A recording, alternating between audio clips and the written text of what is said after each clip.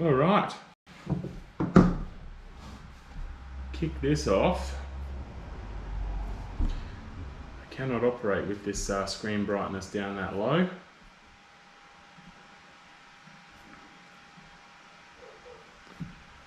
Somehow, I don't know how, but I've managed to get my front screen back on my GoPro. So I'm stoked about that. Let's jump in this live control room.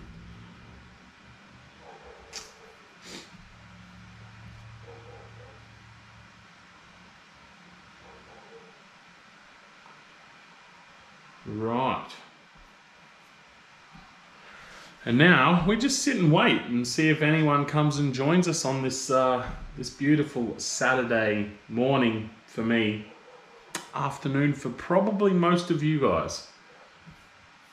Except if you're overseas, then you're like yesterday.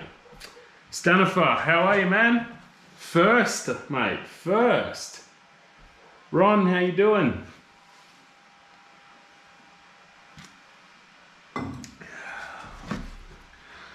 Let's give this, we'll give this link a quick share.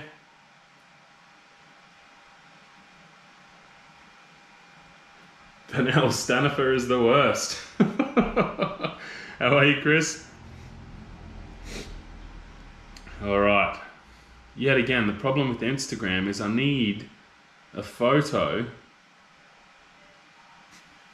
to share. You can't just post something, can you? So let's we'll just get a photo of the GoPro, I reckon. There we go. Doing well, that's good, mate. Yeah, I'm doing pretty good. Second day home. Got a lot to get done today and tomorrow in the shop. I'm gonna try and get a video, my next video at least started tomorrow. I'm hoping to finish it. I'm gonna start a series with my young fella, if he's interested. But I got him a Cat's Moses apron for his birthday, so I'm hoping he'll be interested. And we can do a bit of a series of like father-son shop projects. Fingers crossed. So I'm gonna try and start that tomorrow. We'll see if we can keep his attention for long enough to get it finished. That's gonna be the challenge.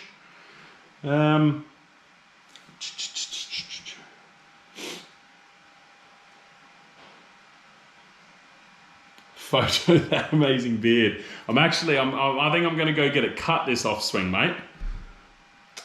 On my way home, got my camera and computer. Awesome, man. We'll see you soon. I earned that title on this show. Damn, I forgot to even try to be first. Oh no, mate. You missed out on first. Stanifer took that straight from you.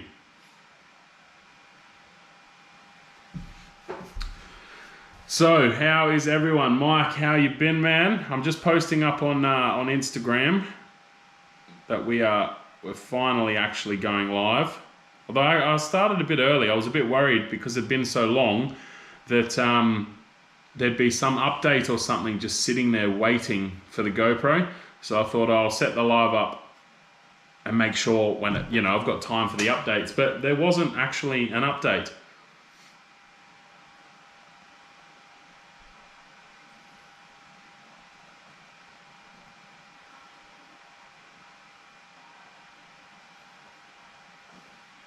So, I'll be with you in a second. Trying to navigate. Don't you hate it when like you're trying to do stuff quickly and the simplest of tasks just become difficult, like doing an Instagram post?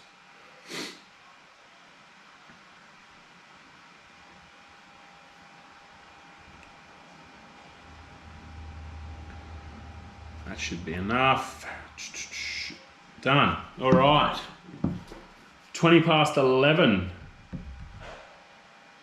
It's 20 past 11 here too, Stanifer. I'm guessing you're 12 hours behind, exactly. Waiting for my medicine cabinet frame to glue up in the shed, doing full bathroom reno. Wicked, man. I want to do that. Definitely want to get to that. At least I don't suck as bad as Stanifer. Oh, guys, you guys are like a married couple, aren't you? Hey? So what has been happening? It has been quite a long haul. Like, it's been a month now. I missed one live stream and that automatically just makes it a month, which is crazy. I've got this new cabinet behind, which you guys can obviously see that I need to get sorted. I need to get rid of the bench that's behind that. As you can see there, we've got the bench still sitting there. So that needs to be removed. I put this on casters just to make it so much easier to move around. But I have only just sort of twigged that there's PowerPoints behind there that I use. So because that was a bench, it's no problem. It can sit flush against the wall above the PowerPoints. But with these drawers, I'm thinking that's going to cause a problem. So I'm not sure yet whether to remove the back of the drawers, like cut a hole so that I can push it flush against the wall and the PowerPoints will essentially sit inside. Or what? I'm not sure yet, but I need to get rid of that bench to assess the situation a bit further, work out what's going on there, work out what the best solution's going to be there. Yeah, we've got, let's see, I'll turn you around. I've got the Laser Pecker. I'm not sure if you'll be able to see it actually. Laser Pecker Pro going over there, doing a burn for a job. That board finally sold. I've had that one for ages, which really did surprise me because that was a really cool looking board. I thought that would go real quick, but it didn't. But it's finally sold. They wanted a custom engraving on it. It's going to be a wedding present. So the bride and groom's name is going on there. So yeah, that's cracking away over there, which is very nerve-wracking because it's like a completely finished board. So it's not really at a point where if that burn goes wrong, I can just sand it out and redo it. Like, it's completely finished. It's sanded up to like 8,000 grit. And I'm not doing that process again. So this burn better go right. It better go right. And it's even more nerve-wracking because I've set the power to 100% and the depth to 100%. So it's a full hard burn. So yeah, fingers crossed it's nice and straight and all lined up. But only time will tell on that one. So I've got this package that we're going to open today. I went down to the leather store yesterday. I'm going to be doing a bit more leather work.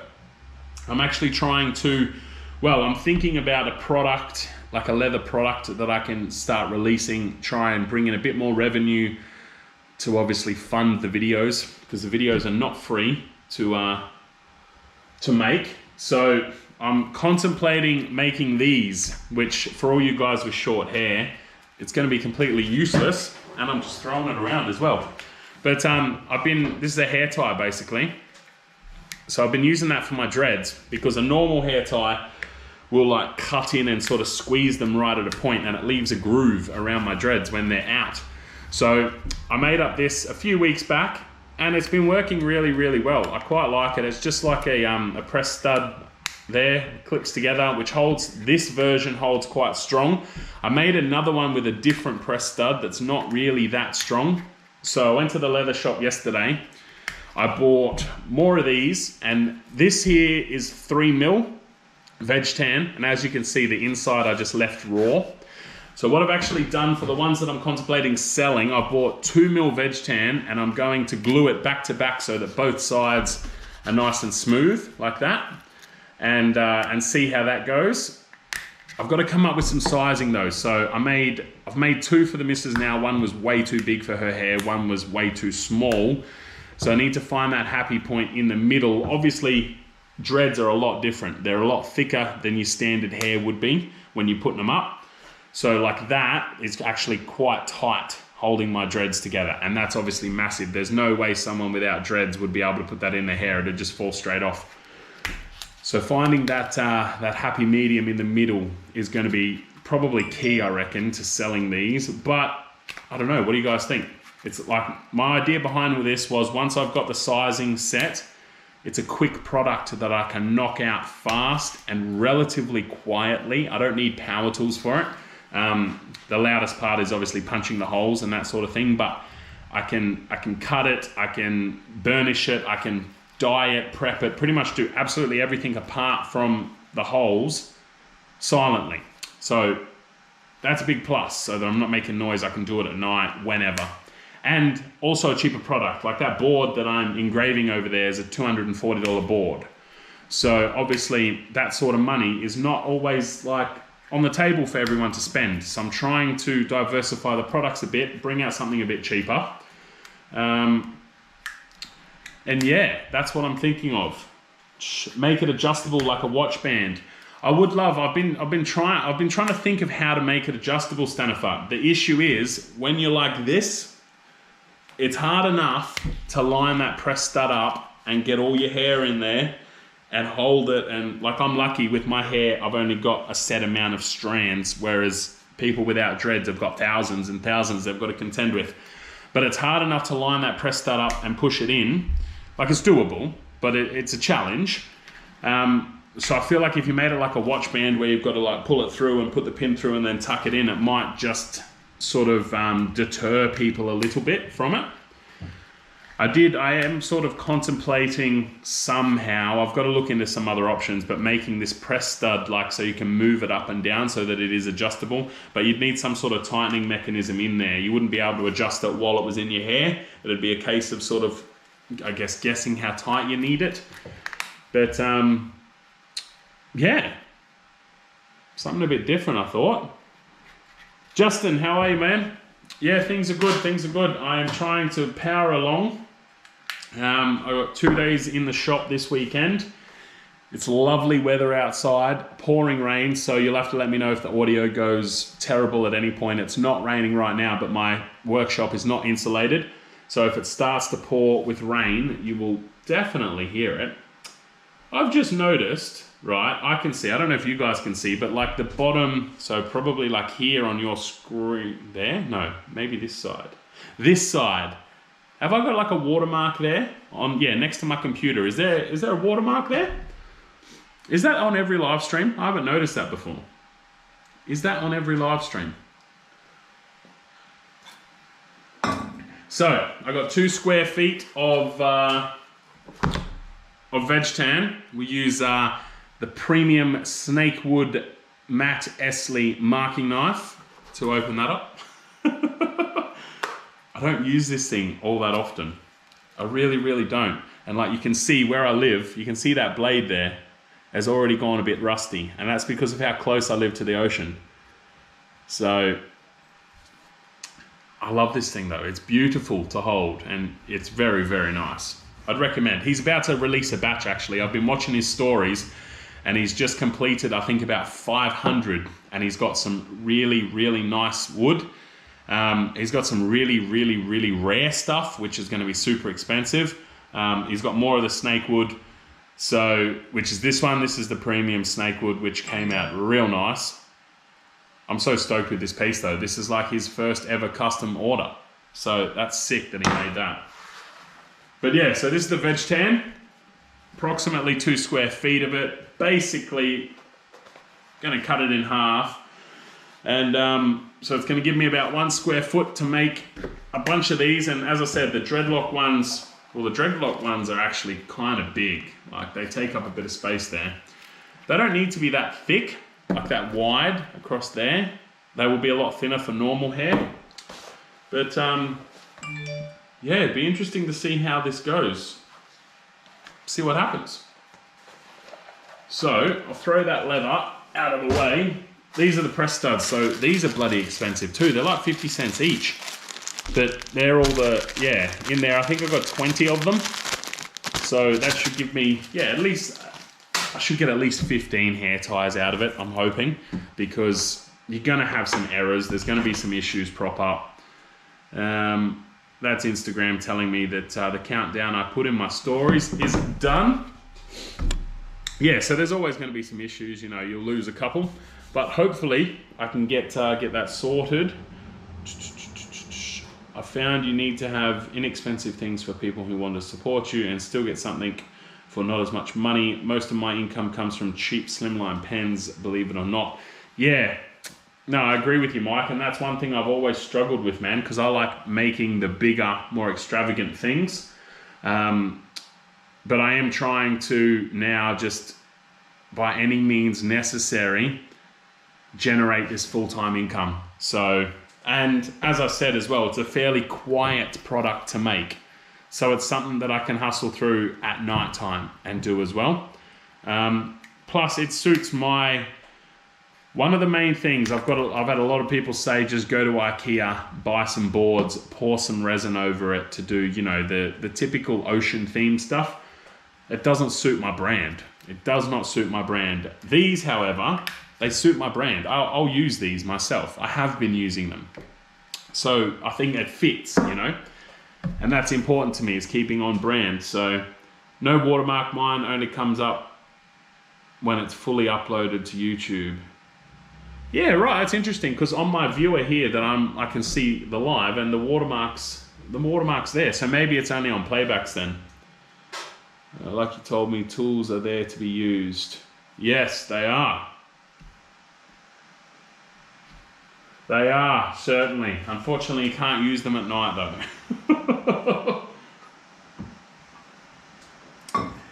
So I posted up oh no, it's just dust. I posted up a story before. I don't think any of you guys who are here though, can you hear that? How's the audio? It's just started raining. Like medium sort of throwing it down, not full throwing it down. It's definitely loud though, I can hear it. So can you guys hear that? I posted up a story about my mallet, and if anyone had any questions, they can jump on, and I just want to make sure that you guys are not those people. I'm just going to steal the charger out of the GoPro here, because I didn't plan very well for this live. I've had a lot going on. So my laptop's about to die as well, and I'm using the same charger for both of them. I see your logo bottom right corner. Oh, awesome. So you can see it, Stanifer. Wicked, man. Wow, that's some rain. Can you hear it, Mike? It's getting a little bit heavier. It's not full pelt, man. Like, this is probably just an average sort of storm. But it's definitely starting to get a bit louder. If you want to see rain, man, where I come from in Darwin, they are some serious storms. But let me know how the audio is, because I almost called the live off because I knew it was going to be raining and I didn't know how the audio would go. So if you guys can't really hear me, then there's no point in doing this, is there? I know there's a lag too, so I'm gonna have to wait until I see your messages come through. But as to whether you can actually hear me or not, I think it'll be on and off too. It's been like this for days, and we've got about another week of it, I think, which is great. But I just bought like a new lawnmower, whippersnipper and blower yesterday, and I can't even use it. I haven't mowed the lawn now for 3 weeks because it's been raining every time I've been home. Keep in mind, Stanifer could be totally lying to you about the watermark being there. He could, mate, he could, but why would he lie to me? Why would he lie to me? I can hear it, but it's not bad. Awesome. Oh, that's good, Mike, that's good. So, bloody hell, I'm nearly out of my beer already, and we're only 20 minutes in.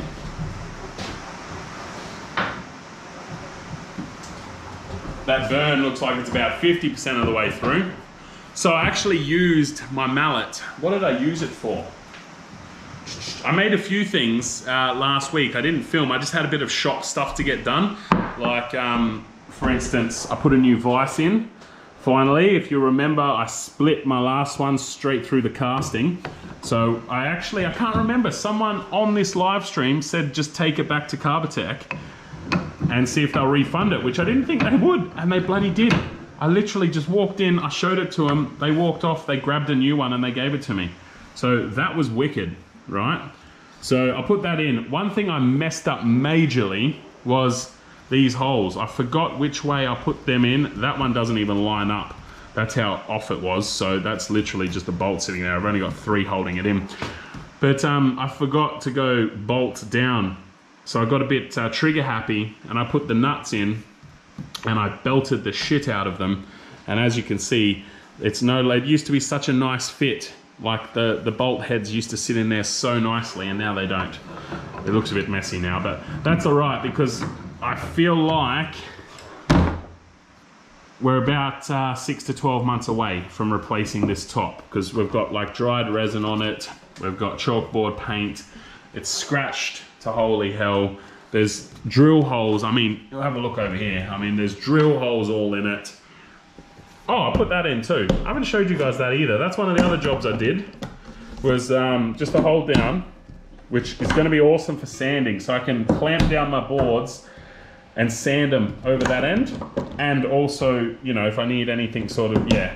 I thought that was a good spot for it. Let me put that phone on silent, hey? So that phone calls. Let's put that on silent. There we go. But yeah, so Craig hold down clamp installed, flush mounted. That was an absolute pain in the ass to sort out, but I'm very happy. That's actually what I used the mallet for. So I routed it all out, and then I just had to do some fine chiseling in all the corners to make it fit. Very happy with actually how well that mounted, considering how thin the top is. There is not a whole lot of space left there. It is very thin underneath because there's bumpers, right? So this clamp has a screw on the bottom which actually sits quite a way down. So in order for this to be able to be removable, this plate is, I can't remember, like 0.8, so like, don't know, like 8 millimeters maybe, but then it's got rubber feet underneath. So it brings it right up. My bench is not that thick, so there's very little space. So I'm hoping that lasts, but we'll see. We'll see how it goes. As I said, up for replacement very soon, this bench top. So when I do replace it, I'm gonna make it thicker, which then means I'm gonna have to raise my table saw, which I wanna do anyway. But yeah. Did not realize I had you guys on the piss there with that footage. My bad, my bad. I hope that rotates back. Yes, it did, awesome. Okay, what do we got? I only lie to you, Mike, which means this could be a lie too. Very true. Chili Man, how are you, dude? The mallet looks amazing, wonder why you made that. That is for the Custom Grit, Custom Creations Mallet Challenge hashtag thing. I'm always getting that hashtag wrong. But yes, I did actually use it. So the point before I got totally distracted there, there's more crap on my bench here too. I don't even know what that is, but there's something else stuck there, hence needing to replace it. But yeah, so I actually have used this. It works very well. The finger grooves, when you're hitting, it doesn't like, you know, I was even a bit worried, like if you smack it hard, your finger's gonna smash into the top there, it's gonna hurt. And I think, yes, if you did absolutely wallop the crap out of something with this, that's what would happen, but that's not what it's for. Like, it's just for very fine chisel work, and I didn't even feel like I definitely wasn't hurting my finger having them in that groove there. And it just feels so much better. And I feel like by locking your fingers in there, you don't use your wrist as much. Like for very small work, like you tend to sort of just use your wrist to give light taps. Whereas having your fingers in there, I was sort of using my whole arm. So it just eliminates that RSI in your wrist. But yeah, I'm still super stoked with it, and it didn't translate very well. I put it on my stories and how good it looked on the camera, and then once it uploaded to Instagram, it went to shit quality, like 1080p, but I film in 4K on my phone. So when I was filming it, I was like, oh shit, this actually looks even better. But it's holding up very, very well. I'm quite happy with it. Eric, how you doing, man? I get the hashtag wrong too. I'm a damn judge. But yeah, so there's that. I've actually got like an offcut, and now that I look at this, I sort of wish I didn't cut it off. It was a bit bigger, and I sort of wish I left the head a little bit bigger, but I've got a nice chunk of offcut that I've got to figure out what to do with. But I'm half debating on whether to get my boy to make a mallet for the challenge as well. So man, it is throwing it down again out there. I need to come up with some sort of seal for, because I've got the roller door wheel here. The roller door wall on that side of the shop. And I feel like a little bit of moisture is getting in from underneath. Perhaps I should insulate that door as well, and maybe that'll drown out a bit more noise. It's throwing it down now. Definitely is. Why do you only have 3 thumbs up on this video? Who's not clicking the button? That's a very good question, Mike. That's a very good question. We've got 9 viewers and only 4 likes. Click that thumbs up, guys, please, please. I'm gonna go grab a beer, and then when I get back, we're gonna open up this.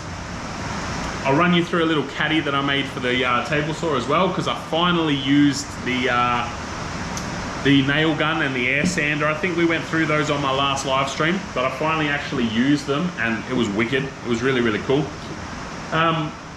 But yeah, let me get a beer first, and then we'll go through that stuff. And if you do have any questions about this is, yeah, I really, really like this mallet. I wish I could use it more. It feels really good.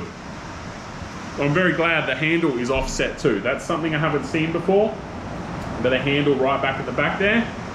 And I mean, hell, if you wanted to use it that way, you could still use the back as a normal mallet and not lock your fingers in there, you know? Like, that's still gonna work. So I'll be back in just a sec.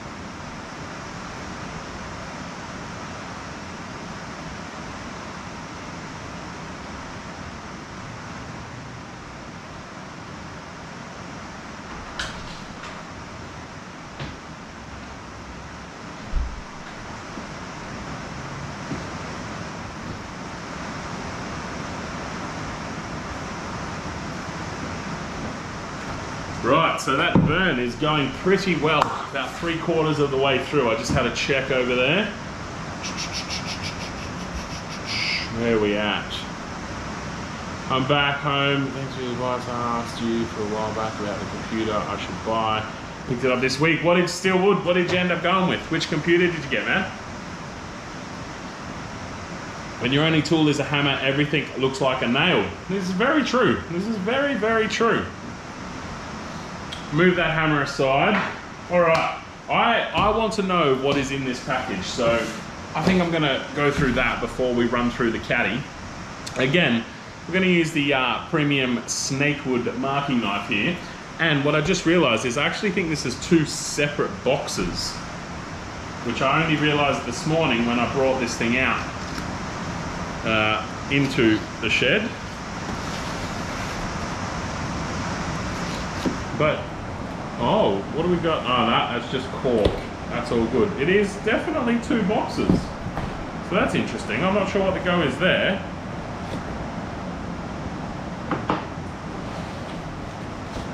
All right. That one's a lot heavier. So we'll do the smaller one first.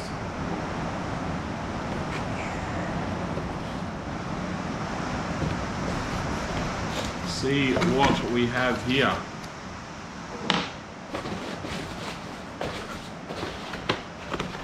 All right, we've got, put that aside, some ice epoxy.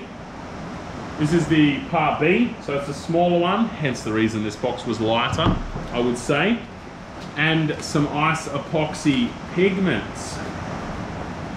And, oh, did you hear that thunder? Yes. This is the type of storm that I would normally go outside and just sit in, because this is awesome. I love this weather. This is the first time I've been disappointed to be in the shop, I think. Goatworks sticker, which I've already got. I'm pretty sure I've already got 2 up on my sticker wall. Maybe I've only got 1. No, I've got 2. I've got a goat oil and a Goatworks one. But we've got some pigments here. I am keen to try this stuff out, because I do need, wow, we've got a nice brochure here, lots of different pigments and information, so that's good.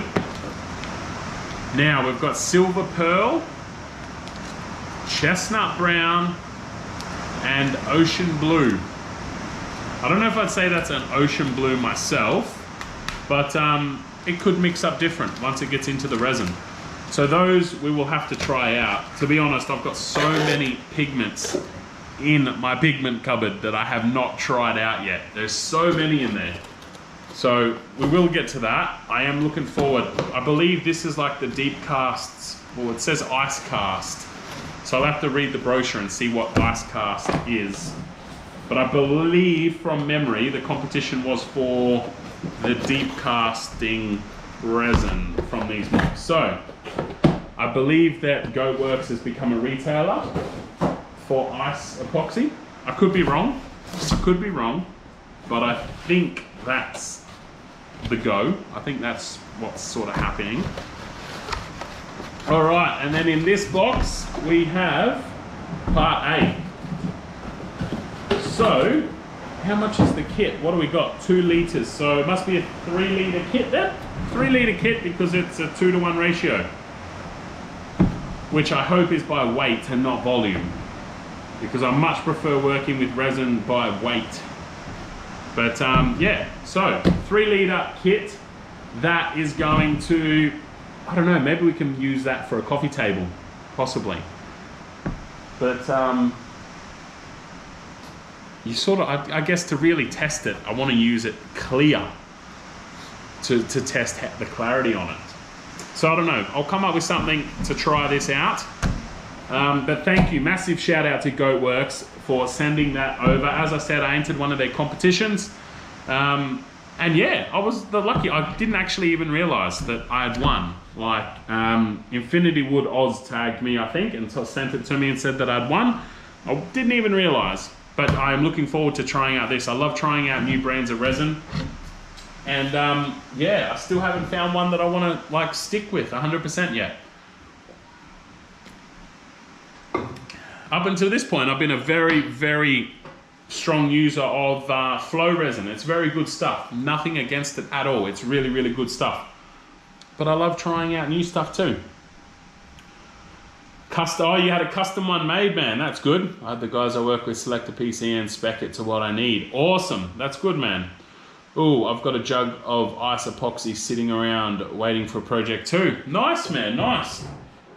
This is, yeah, I'm not sure where ice epoxy comes from. I know they got the Aussie flag on their brochure I saw. But I feel like I've spoken to a few people about this brand, actually. So it'd be cool to try out. Working by weight gives a better chance of getting the ratio correct. Glad you're all over it. Yes, and yeah, well, I wasn't with the Health of Mind stuff, apparently. That's by volume, which I was doing by weight. So it's just easier to do it by weight. Like a 2-to-1 mix by weight is so much more straightforward than anything else. So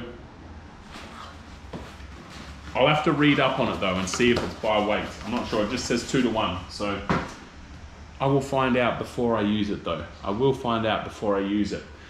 Now, one other thing to touch on, back to the leather work, right?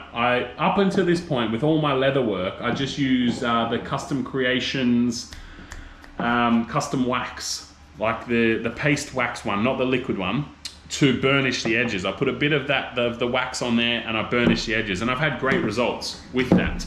I don't know how clear you're going to be able to see, but like you can see that edge there, it's burnished beautifully, it's sealed, and that's just done with the wax, right? And then I don't do anything to the underside, I just dye it as well. And it's quite gritty, like that's the raw side of the leather, quite gritty. So I watch a lot of leather videos, and I have been for quite a while now actually, like since way back when I made the wallet, my first leather video. Probably just as much leatherwork videos as I do woodworking videos. And they all use this thing called tokenol.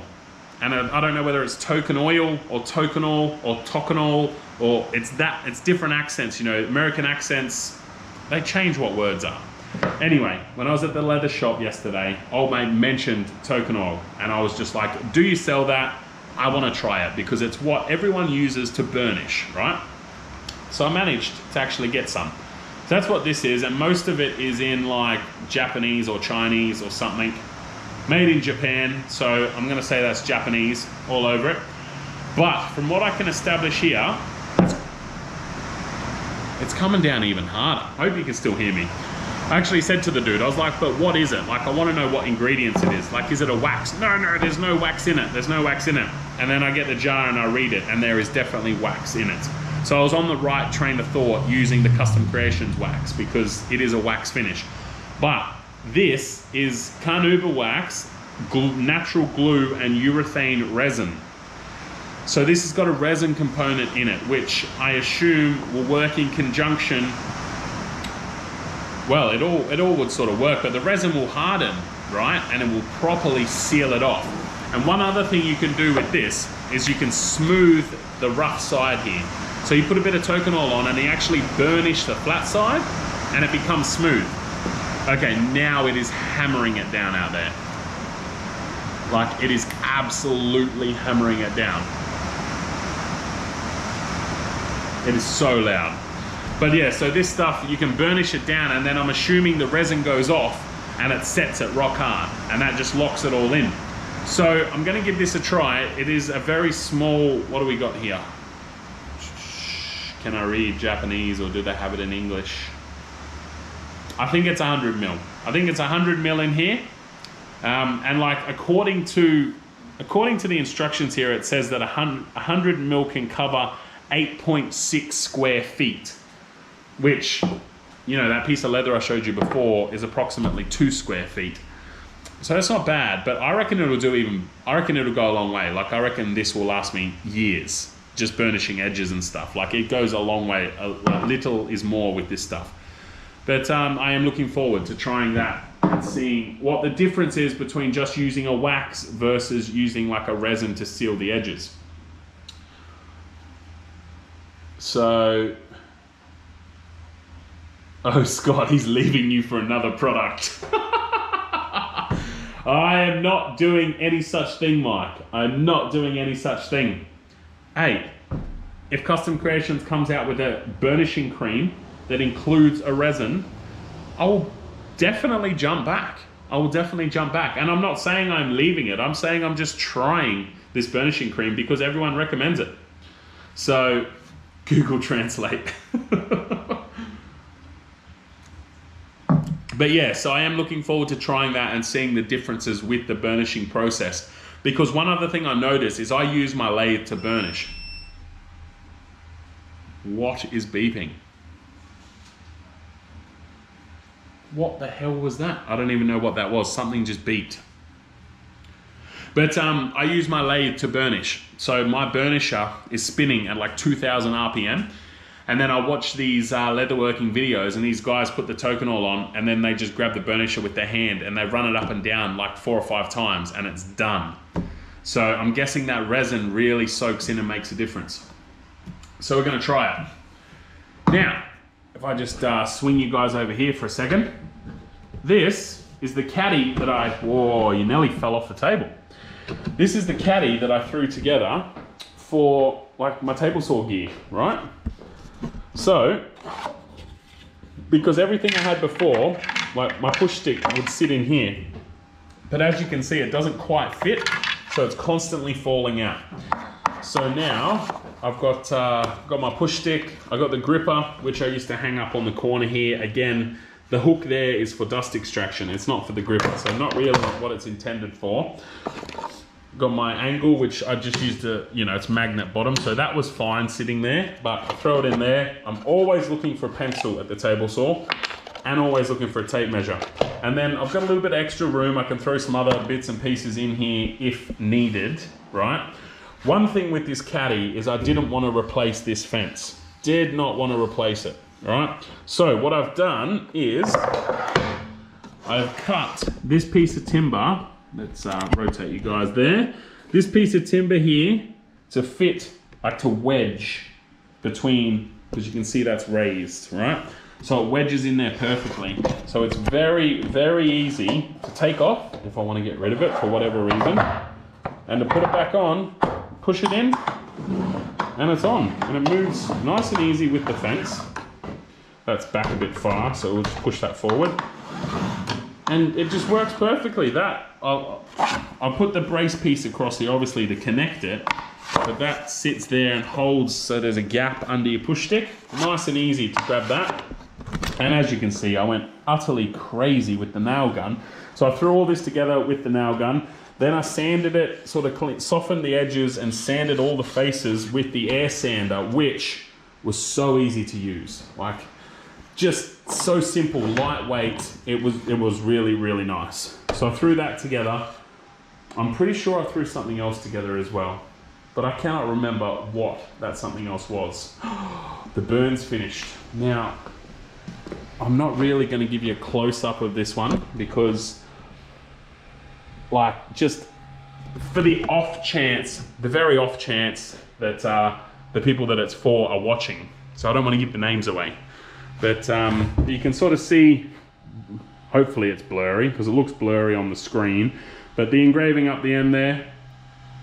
So that's all finished and it looks pretty clean. I'm actually pretty happy with how that's come across. So that's good. That worked well, considering I just sort of threw that together. I'm pretty happy with that. Pretty happy with that. All right, we'll put you guys back there. The battery's holding up really well today. Quite surprised. I'm looking at my screen now and it did look blurry. So that's good. That's what we want. All right, where are we up to? Pizza pops are ready. Oh, it's lunchtime. I could do with some pizzas, man. Delivery truck beep. When they reverse, you might need to get out of the way. No, it wasn't a delivery. It was definitely something in the shop. I reckon it might have been my solar.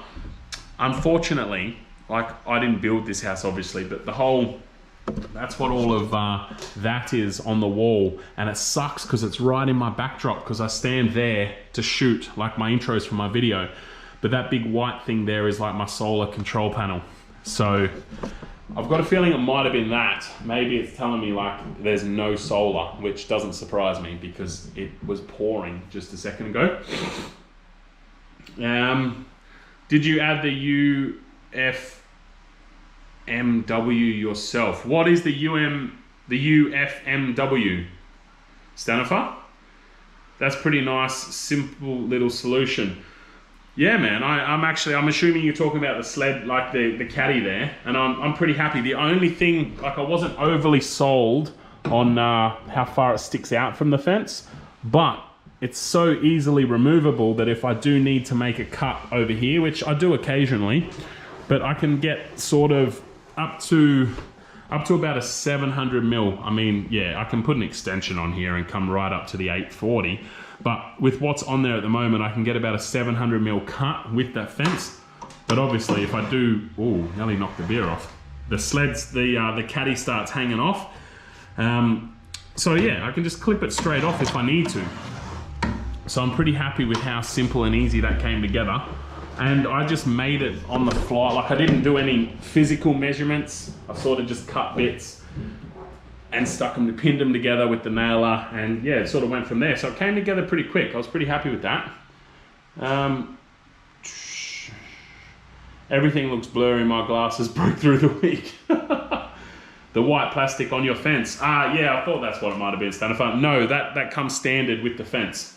So with this table saw, there were two fence options. You could get the high-low fence or this one, which I can't remember what this one was called, but I don't see the point in a high-low fence on a table saw. I really, really don't. If you're going to be resawing, that's what a bandsaw is for, in my opinion. So a high-low fence, yeah, I don't get it. Plus, the high-low fence that came with this was only about, I think it was about 120 mil or 150 mil high, which is like, I think about 6 inches maximum height. So yeah, I'm pretty sure it's around 6 inches maximum. So I was just, there's no point. I think 100 mil is 4 inches. So between 4 and 6 inches, I was never going to use the table saw to resaw. I've got the bandsaw, so there's no point in the high-low. And yeah, this plastic is nice. It's nice. It's there's no friction, so it's a really good fence material. I think they mean UHMW. MW on the fence, ultra high molecular weight. Right, yeah, it's the plastic on the table saw. I can't, you might know Steelwood. What's the, what is that fence called? I don't, it's the, oh, what is it? The TS250C, I think. What the hell is 700 mil? 700 mil, 700 millimeters. The real way to measure, Mike. The real way to measure. Come on, man.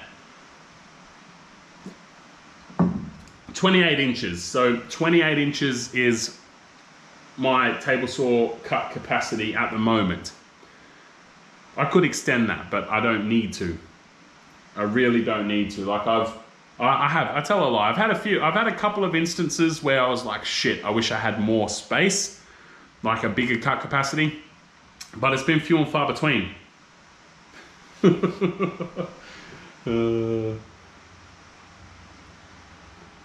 70 centimeters, exactly right. That's what 700 mil is, man. 70 centimeters. Or 0.7 meters, whatever you want. Like, it's simple, it's easy. But no, there is a version of this as well that is wider, but given my last shot, even though the measurements aren't that different, I do feel like in this shop, I've got a lot more width. Well, not a lot more, but I've definitely got more width in this shop than I did in my last one, which I can't quite figure out why, because the measurements are very, very similar. But yeah, so I mean, in this shop, I definitely could have gone for the wider table, but in my last one, I didn't have as much space between the edge of the table saw and the lathe, and obviously spend a lot of time at the lathe, so don't particularly want to be walking, you know, into the table saw. As you can see, I've taped up the edge of this because I used to walk past this and I've ripped quite a few, like my clothes would get caught on it and just tear. So I've got like electrical tape wrapped around the edges. It's not even that the edges are that sharp, to be honest. Like, shit just used to catch on them somehow. So I've had that tape on there for quite a while now. But yeah. 0.7 meters, yeah. 1/23 of a football stadium. See, and now you've gone to fractions and you just make shit hard for yourself. Really. Just making it hard for yourself. Look at this thing. I've just got to, I love it. I really love it. I know it's going to be sideways for you guys, but it is such a nice marking knife. Matt Esley, if you don't follow Matt Esley on YouTube, highly recommend that you guys get over there and start following him. He is a wealth of knowledge. He's only a young fella, but he's done it. He's done a lot of work. He used to, I think he actually teaches at Rykard as well, which is over in the UK. It's like a furniture making sort of school. So he went to school there and then he started teaching classes there as well. But the amount of knowledge he has, his video production is very, very good. Very good. He does it full time. He does like content creation full time. I would highly recommend going over there and following him. He's got a free woodworking school as well, so you can, you know, jump onto that. He's got full programs that, yeah, it's just really, he's a really good content creator. Highly recommend. And I've just watched the process of him making a bunch more of these, and there should be a video coming out soon. But they're made so nice, and you don't have to sharpen them. So the grub screw there, release that, take the blade out, put a new blade in. It's yeah, it's very, very nice. He doesn't believe in a fridge in the workshop. No, I don't have room for a fridge in a workshop. Chili, I have got so many more tools that need to fit in here yet. I've got to redesign this whole side of the shop, right? This miter station needs to just go. You can see the slabs sticking out the top there. All those slabs need to be moved over to here. This needs to be cleaned up because it's no longer just slabs, but all the slabs need to come over there. That miter station needs to be rebuilt, but I'm not going to do that until I get my new miter saw, which is probably going to be a little while. But then that'll give me a little bit more space over there. But I still need, I need a drum sander. Well, I don't need it. I would like a drum sander. I would very, very much like to get rid of that thing. Am I pointing? Yeah, about there. That fucking sanding disaster. and upgrade that, which the one I want to upgrade to is freestanding, which is going to take up more floor space. I would like to get a drill press as well. There's just a lot, and I would love to get a CNC too. So there is a lot that I still need to fit in. A lot. I just need a bigger shop. I need a bigger shop, which means I need more Patreons and I need more YouTube views.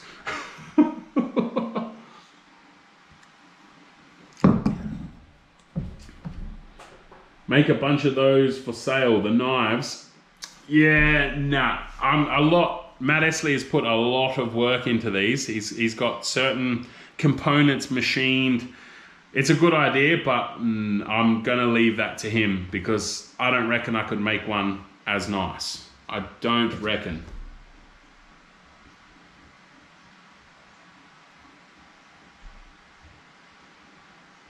Why? How many drums are you going to sand? Oh, fucking hell. That's a Matt Essley knife. He does make them for sale, but they're expensive. Yes, they are. They are. They're not, oh yeah, for a marking knife, they are expensive. They are. I think this was like maybe about £55, I think. But I was very lucky. My wife contacted him and he custom made this one for me, which he doesn't do. So I don't know if you guys saw, I've actually got a video. He sent me a video. Like, yeah, I was really, it's awesome. It's one of the best Christmas presents that I've ever gotten. But you think that's expensive, man. If you follow him on Instagram and watch his stories, they will have expired by now. But he's got some, I can't even remember what it's called. I think it's like this special like rose, it's not rosewood, but it's like, it's this insane wood that is black and red, like a blood red. And apparently it's super rare, super expensive, and you need like all these permits and shit to have it.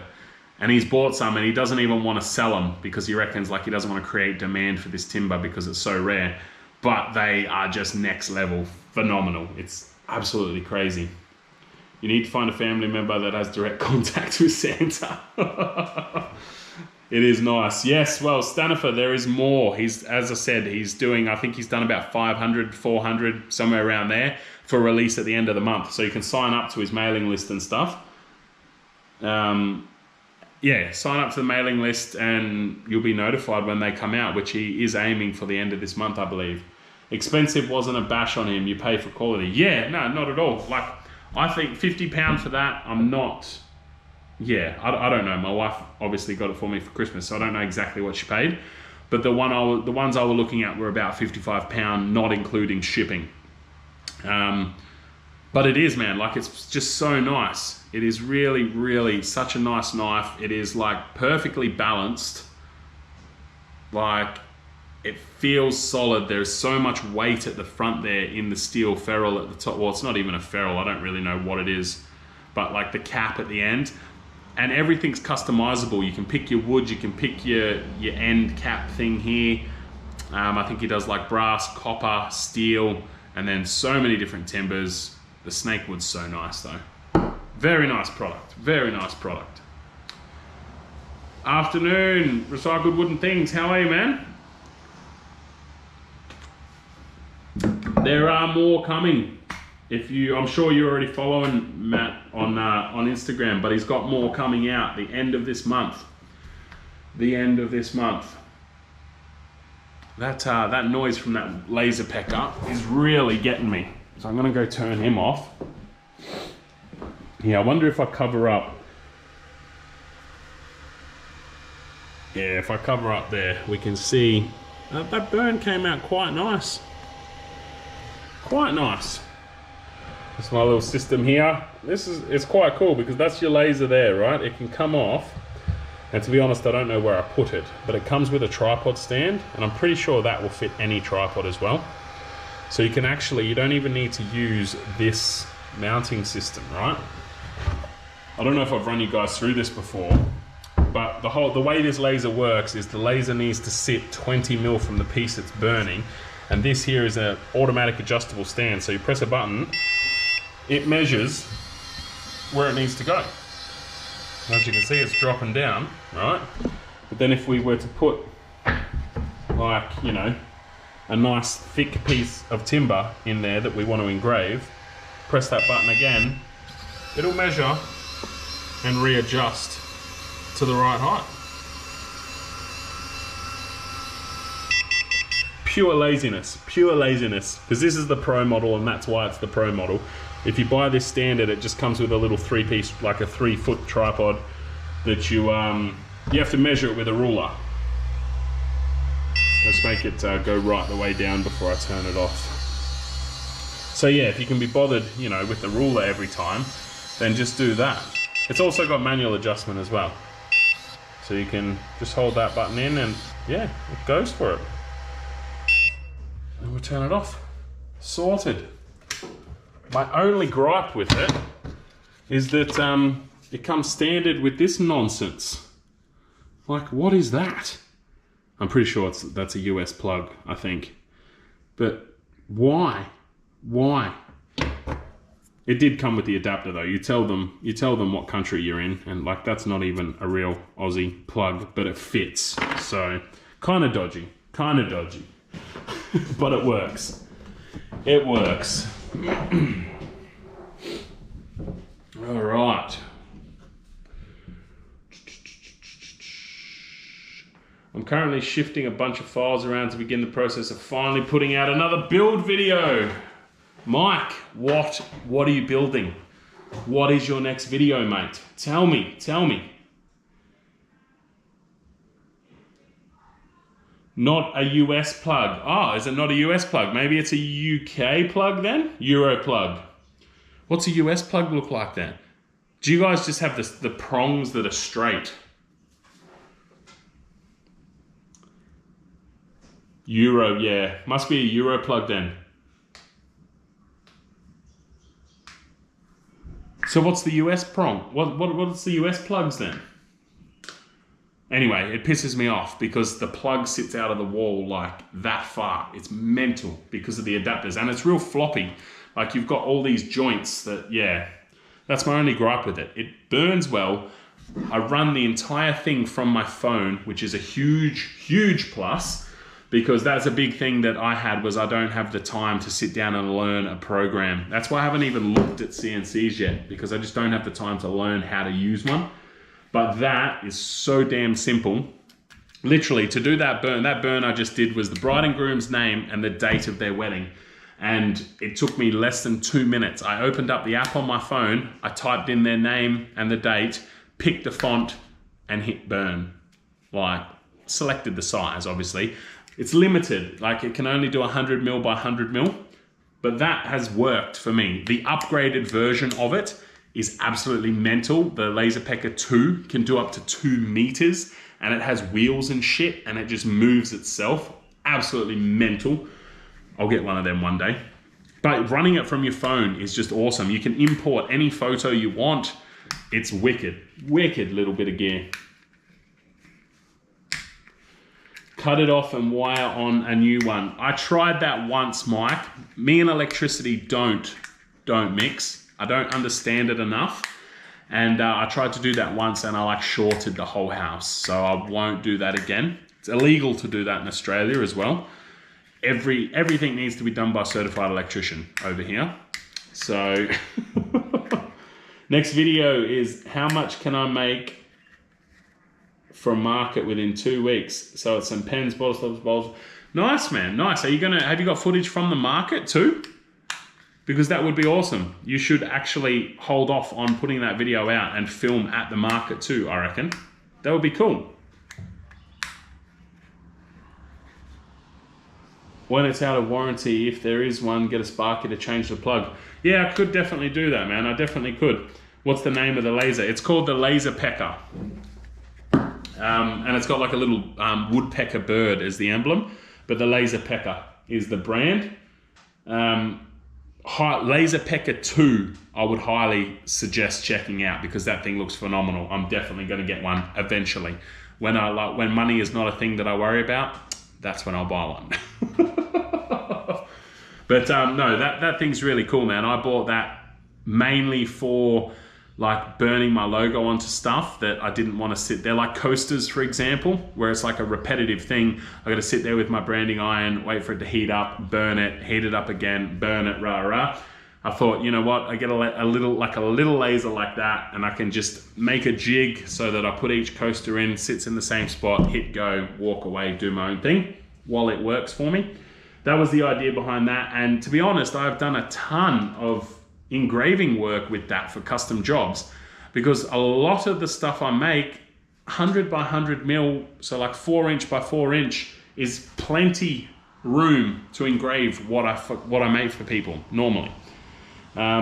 So yeah, but there's been a few instances where I was like, damn, I wish I had more room. And the Laserpecker 2 could accomplish that very easily. Mark, it was last weekend. I did a pan of my setup, but that's about it. Oh man, missed opportunity. You should have the camera running. You could even blur out people's faces and stuff. That would have been cool. Yes, pay an electrician to put a new plug in it. I would though, Scott. I would pay someone, because electricity is one thing that I've learned now not to fuck with. It's just too, I don't understand it enough. I haven't put the time in, and it hurts. It certainly does. So,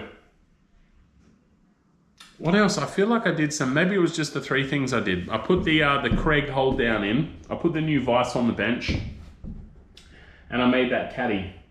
Maybe that's all I did last week, because I didn't have much time. I know that. So my boy got his Cat's Moses apron. So tomorrow I'm going to try and probably grab, let's have a look now actually. Why not? Why not?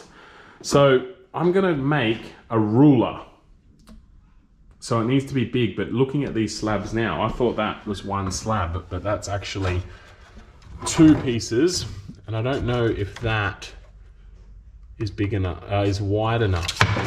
Whoa, knocking stuff off everywhere. That might be my best bet though, unfortunately. So, unless Dad's height doesn't get measured on it, but I was trying to make a ruler, right? So you know the old school like wooden rulers, they got like a slight curve on them. They got inches one side, centimeters the other. I want to make a massive version of that I stick on the wall. And the idea was just to grab one of these slabs and go for it. But yeah, looking at that, that's the only one that my height is going to fit on. So I'll pull that out later and we'll see what it looks like, if it'll work. Might just have to be for the kids maybe. I was hoping to find one like this that had a lot less gum vein, because using something like this is going to require a bunch of resin, which I was hoping to start and finish the project tomorrow. Oh, no, that's a bit thin. But yeah, so with any luck, that'll be my next project, is a ruler to put up on the wall. I'm just going to steal this charger. How much have we got left? 49%. Put that in there so we don't die for the time being. I am really happy. I cannot express how happy I am that my front screen is back on. I just played with some settings and I don't really know how I fixed it, but I fixed it. Kyla, how you doing? Americans do all their own wiring. They should introduce that here in Australia. Yes, you're not allowed to do that here. I do my own wiring. When you are poor, you learn to fix stuff yourself. Oh, I'm poor, man, and I fix as much as I can myself. I do fix as much as I can, but electricity is just one thing I don't mess with. We both know I'm not going through the effort of blurring people's faces. I don't even have a fancy intro with fancy transitions and shit. Mike, do it, man. Do it. You've got DaVinci Resolve. I'm counting my pennies at the moment, and I am going to invest in a license for DaVinci Resolve and get the full version. But as soon as I've got enough money sitting there, which should be soon, hopefully, I'm going to get a license for it. But just do it, bro. You've got the tools at your disposal to make a fancy intro and to blur people's faces. But no, you could have just put a time lapse of the markets, like have your camera running all day. Like, what are you there for? Like 5-6 hours, and then just speed that up to like 20,000% so that it's like a 30-second clip. And then people are moving that fast that you don't have to blur their faces anyway. But did you sell much at the market? Was it worth it? That 2 weeks of making stuff, did you sell enough stuff? What are we at, guys? We're at just over an hour. One more beer. I'm 2 beers in, so we do a 3 beer live. That's generally the way we go. I haven't plugged an ad in here at all, so I'm just going to plug an ad in. So I apologize for guys who aren't on YouTube Premium.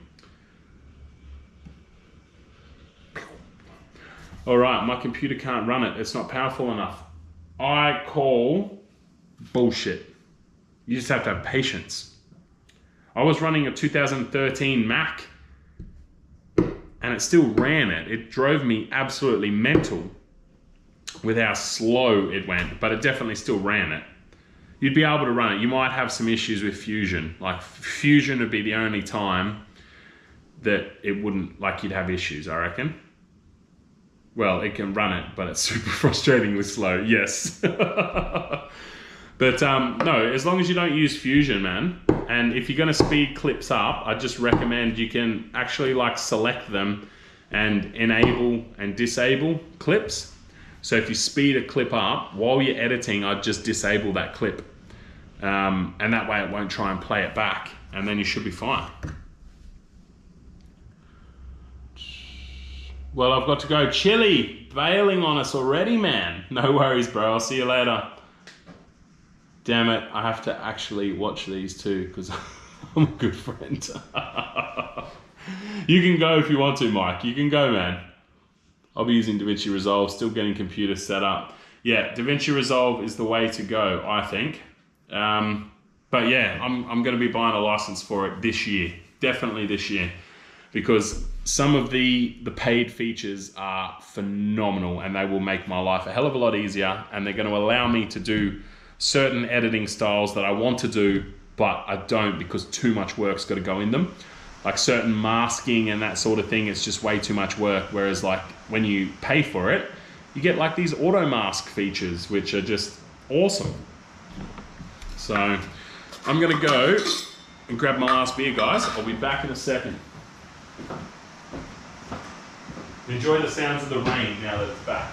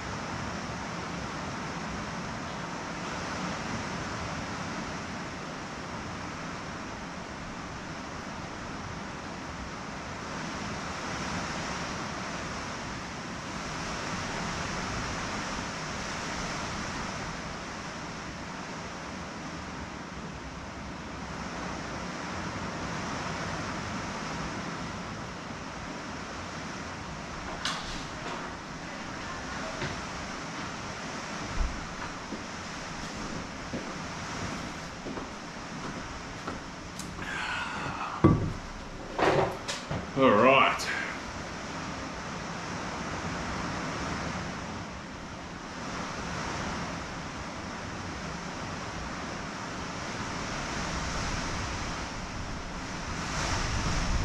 Ah, right. You have to watch the ads. Gotcha.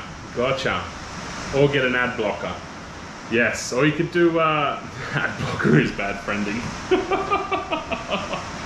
You could get YouTube Premium, man. I'm trialing that like 3-month free period. So, but I'm definitely, yeah, I'm not going back now. So I'm going to get the family pack at the end of that. So it's not too badly priced really, but it'll be beneficial. I use YouTube enough, so it'll be good. See, if you had a fridge in the workshop, you could have a beer available almost on tap. Very, very true, I could. But I need to walk to get the beer to work off the beer. So it all works out. So I owe Jack 7 cents. To be honest, Danifer, I think 7 cents is probably being a bit generous. But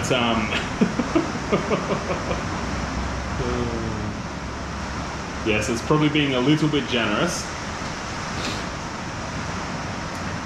YouTube does not pay well. Not unless you're getting millions and millions of views. So, what has everyone got planned for the upcoming week? What projects are you working on? I'm just looking over in this general sort of vicinity, and that banana box down there that's been like in so many videos is still sitting there, and I feel like I need to do something with its contents because it's full of camphor laurel boards that I think I was supposed to make some boxes out of, and I just still haven't got around to it yet. So I should probably clear that out. I'll mail you a dime. Thanks, Stanifer. Thank you. Can you leave your GoPro plugged in and running all day so I can have this rain noise to fall asleep to in a bit? Yeah, man, I can. I can definitely. It is pouring down, isn't it? It's lovely weather. Yes, but look, see? I can see. Let me unplug yous. This is my issue. See that bloody moisture creeping in under the door? And you can see over there we've got, oh, it's not too bad on the camera, but all along there, like it's like stained the concrete where the moisture creeps in. And it even creeps like right up along that split in the concrete there. So, but yeah, it's definitely all coming in along the back there. I need to figure something out to stop that happening. It didn't happen at my last place, which is odd because it's exactly the same sort of setup, like the same roller door, the exact same setup. So I'm not really sure what the go is there, but I don't want moisture in here like that anyway.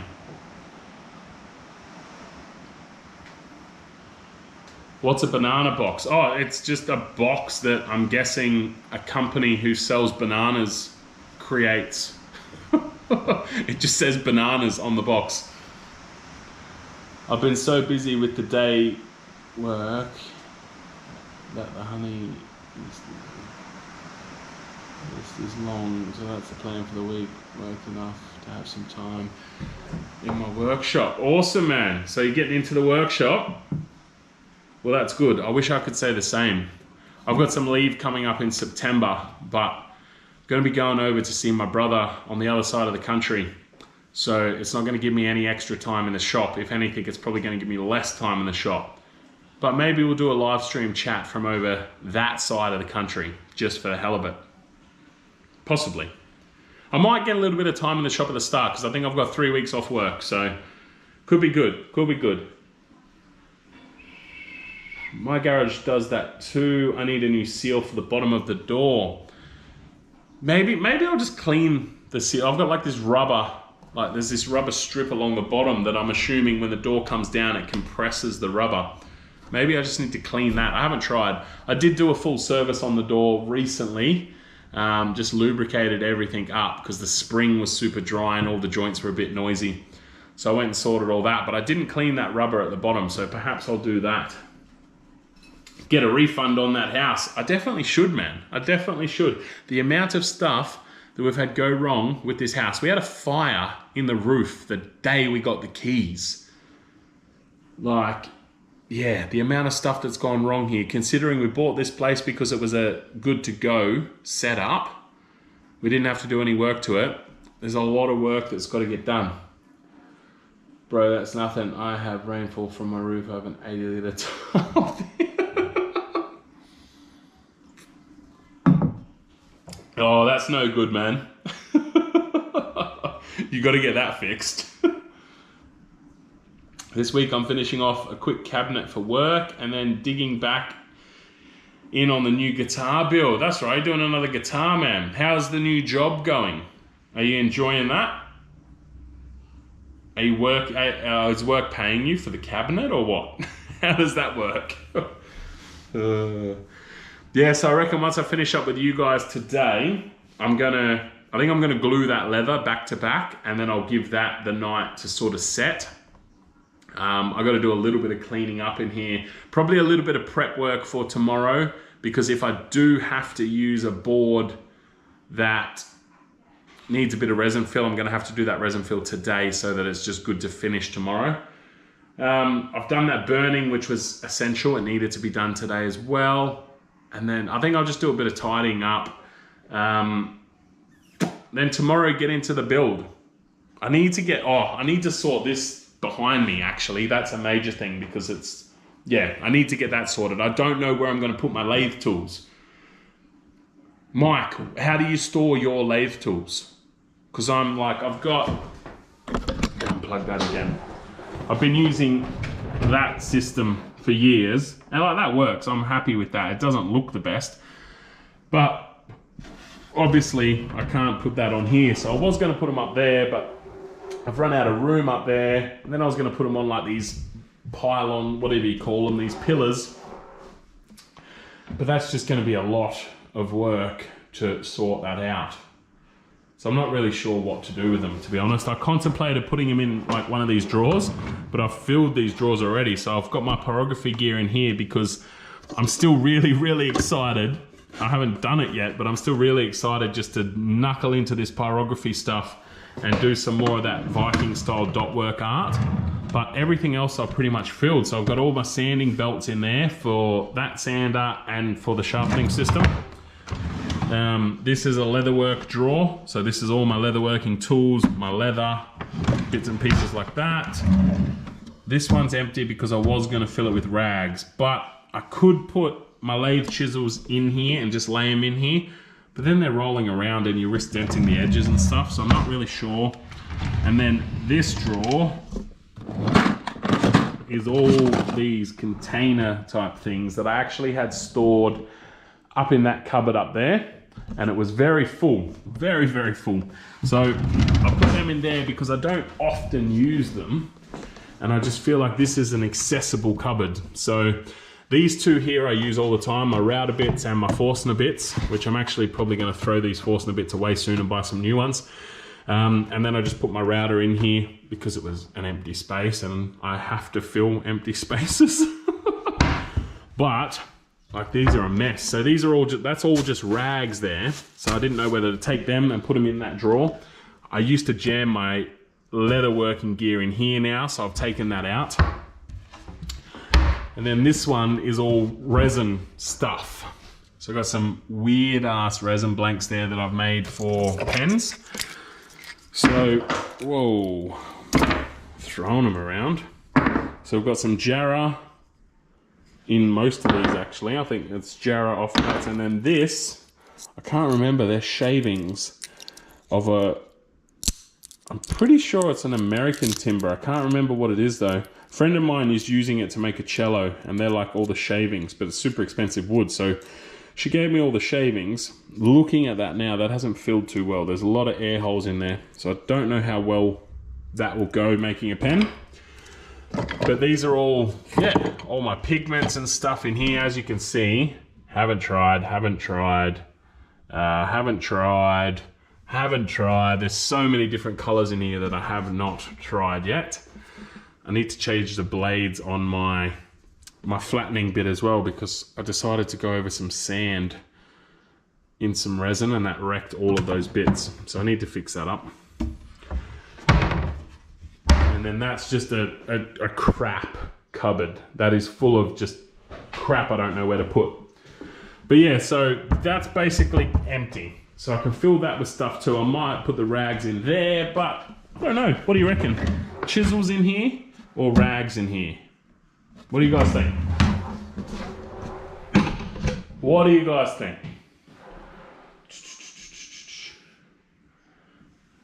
When I'm on break, got to finish mallet for Scotty's thingy. I didn't end up having time for the version I said I was making like your one, so working with some other ideas. Nice, Justin.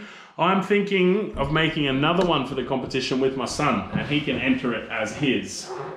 I'm considering if I can get time to do that. New job is rad. Yeah, boss bought the plywood and paid me for a half day to tack it together. It's a simple plywood box with slats for material. Yeah, nice, man. Nice.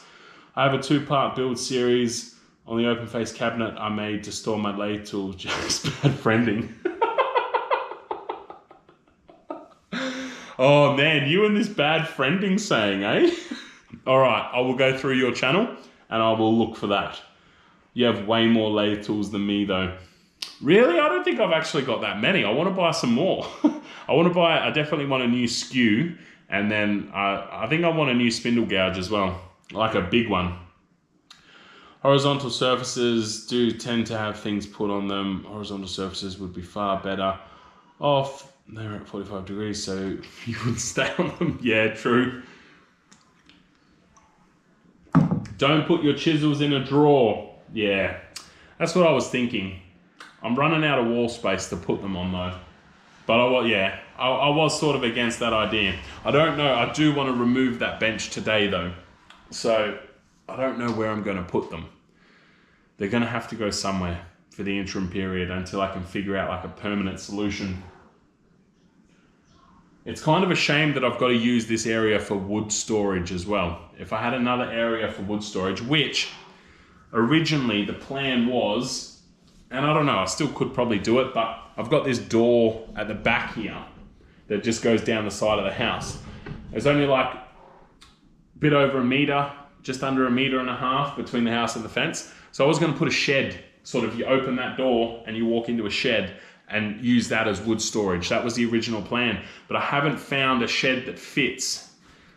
And I want it to be like watertight because all of this timber that I've got in here has obviously been dry for years. So I don't want to go and put it somewhere where it can then go and get wet by that rain. So that would clear me out a hell of a lot of space if I did go down that path and get a shed out there. Because another thing I was thinking was this set of drawers I put over here, and then the timber comes over here, which I could possibly do. That would hide the power points and that sort of thing. So I could do that. Is that like don't put baby in the corner?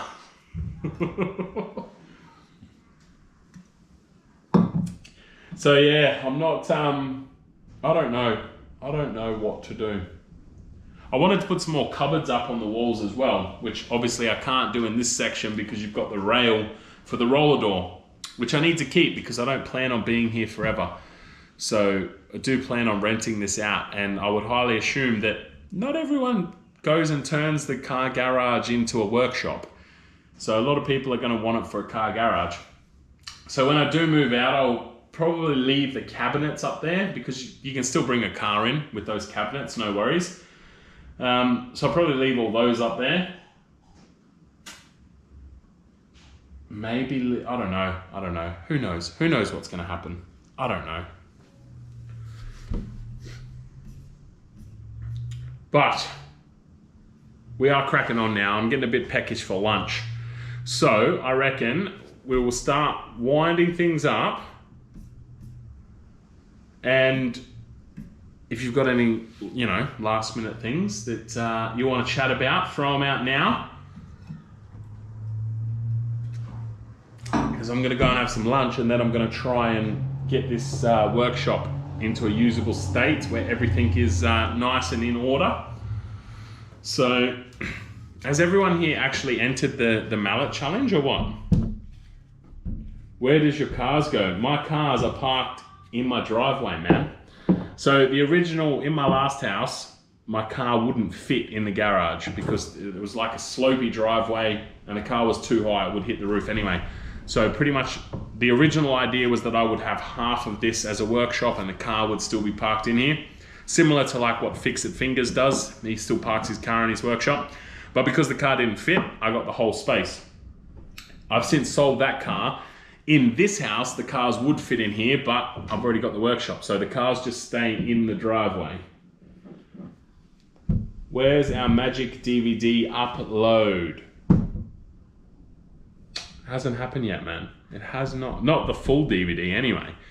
If you check out my other YouTube channel, you can see some of it from a while ago.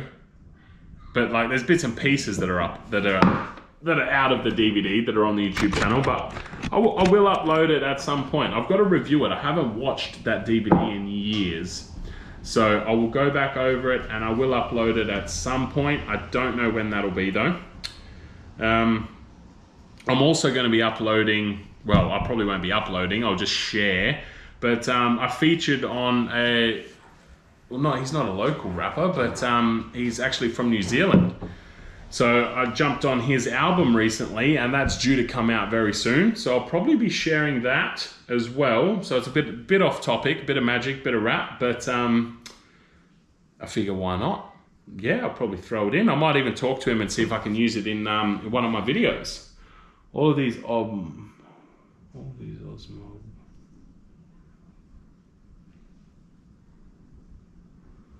Have you looked at home insurance and running a business at home thing? Yeah. Most of the home insurance mob ask if you run a business at home. What do you mean by have you looked at it? So you've got to get wet if it rains. Yeah, you get wet if it rains. I was looking at putting like a roof out there. You can get them, well, you can buy them from Bunnings for about $4,000. But I haven't got that necessity. But to be honest with you, man, my cars have been parked outside pretty much since I got my license. I had a couple houses in Darwin that I had I didn't have a garage, but I had undercover parking. It's obviously nice, but definitely since I've lived in Perth, they've been parked outside, and a lot of the time, well, in Alice Springs, they were parked outside permanently as well. So yeah, if it rains, you just get wet. You've just got to run to your car. And yes, it does rain often. Not as often in Perth as it does in Darwin, because Darwin's 6 months of the year is the wet season, whereas here you've just got like 3-4 months of winter. So yeah, it does rain. The main thing, it's not the rain that even annoys me. You can like run to the car. The hard thing is getting babies into baby seats. That does make it more difficult, but it's more the dew and stuff in the morning. Like everything's wet in the morning regardless if it rained or not, because it's not undercover. But yeah, you just get a bit of rain, man. I love the rain. It's all good. I still think you should do a video of you voicing it over while watching it for the first time in however long. Yeah, I suppose I could do that, eh? It's a long DVD though. I'm pretty sure it's about 2 hours, the DVD. So that would be a long upload. That would be a very long upload. But yeah, I could probably put something like that together. It would be easy enough to edit in. Yeah, that'd be simple to edit in. I could do that, man. I could do that. It has been I reckon, since I'm far out, it's got to be at least, well, it's got to be at least 6 years. At least 6 years since I've watched that DVD. If not, probably longer. Probably longer than 6 years, but very, very long time. Very long time. And to think I edited a whole DVD myself before, like now I feel like I've got editing capabilities. I definitely understand that side of things a lot more. And to think I edited a whole DVD without those capabilities, it's a bit scary. I don't know what I'm in for there.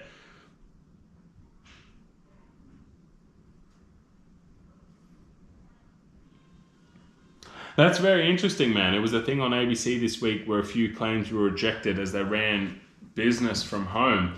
That's very interesting. I suppose you've got to declare it. You've got to declare it.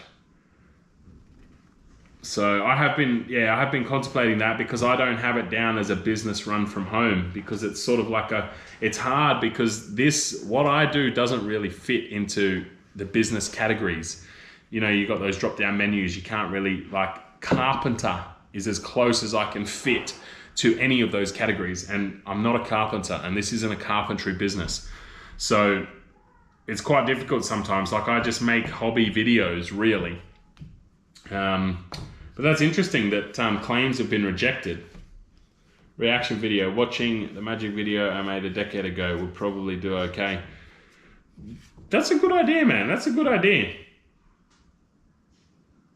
I might look at executing that. I might look at executing that. I think the problem will be whether my bloody camera would last long enough. The batteries on it are terrible. Mike, it's a hobby. It is a hobby, but the problem is J&D is registered as a business. So yes, it is a hobby, but I am registered as a business. Here in Brisbane, you can't run a woodworking business. You've got to rent a space. What do you mean you can't run a woodworking business?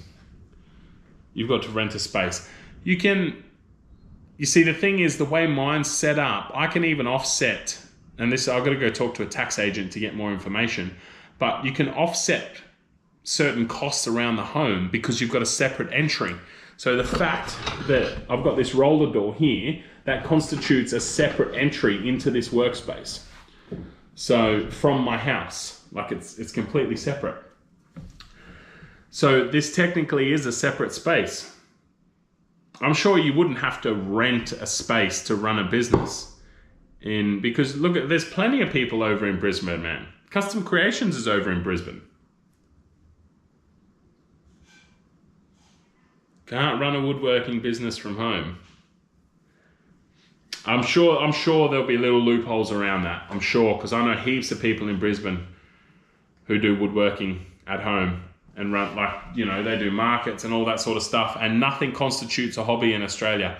There's no monetary value, like, you know, oh, it only brings me in less than 10K a year, so it's a hobby. That doesn't exist in Australia. If it brings you in any money, that's not a hobby. That's the way they judge it, the tax agent, because that's when I originally looked at registering J&D, I was just like, there's no point, because it is a hobby. But if it brings in any monetary value and like any profit, which it does, it brings in profit to fund the next activity. Yes, I put 99% of that money back into the business, but it's still profit. So it can't be classed as a hobby.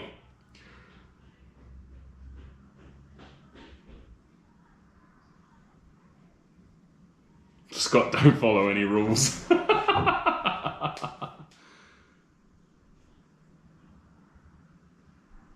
Yeah, that's very interesting, man. I'll have to look into that. Because, yeah, I don't fit any of their categories, so... But I assume they'll jack the prices massively. In saying that, though, you can have an ABN that's not really affiliated with anything you do at home as well. Like, you can run multiple things from one ABN. I don't know. I don't know enough about it to have this discussion, really.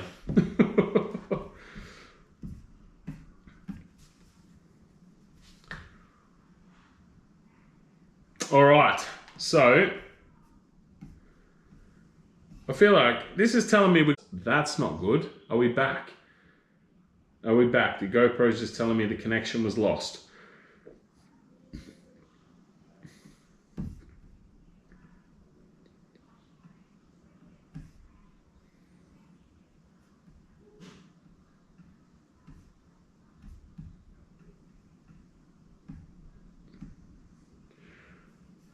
So many analytics. Craziness.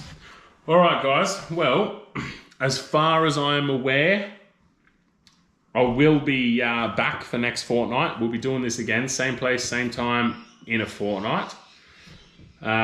If something comes up, I will let you know, but I'm going to endeavor to get a bit more content. I don't know if it'll happen or not, but I am going to try and get a bit more content so that I can post through the week while I'm at work, because things get a little bit dried out when I go away for a week and don't have too much to post about. I've been trying some new edits and that for TikTok and whatnot for some older stuff. Neither do I, hence the question. It's worth looking into, man. Definitely. I'm going to have to do a bit more looking into it myself, because I've got the business registered, but I haven't on my home insurance got that I'm running it from here at this point.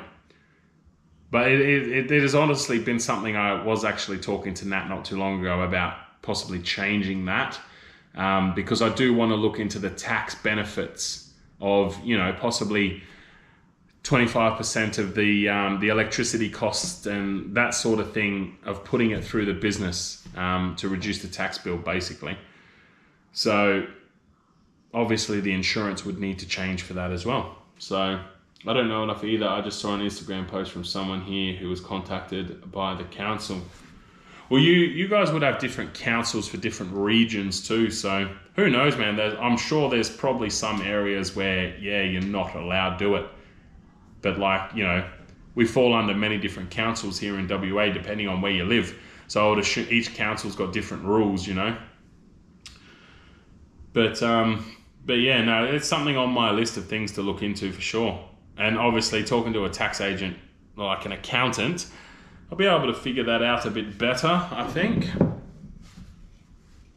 They're falling. Yeah. Sorry, I was just distracted by a feature of the mallet. But yeah, as far as I know, same time, same place, Saturday week. So in a fortnight. Enjoying the rain. Certainly am. Certainly am. A little bit disappointed that I'm stuck in the workshop. But no, the rain is good. The rain is good. Whereabouts are you, Duster? Whereabouts are you? Then there's asshole neighbours who will dob you in. Yeah, see, my neighbours can't dob me in because I'm not really doing anything that's out of the ordinary. I'm not running my tools at night time. I always make sure that I'm, you know, between 8 and 5 is when my power tools get used and that sort of thing. So they can't dob me in for anything. So in Belmont, yeah, nice. It's on and off up here. It's on and off. It was absolutely pouring before. It's not right this second, but I have no doubt that the sky is very grey out there. We're supposed to have rain for the whole week.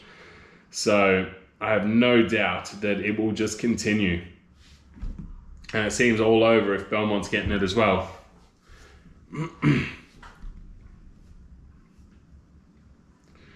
Up in Yanship, mate. Up in Yanship. So way out. Basically not even in Perth anymore.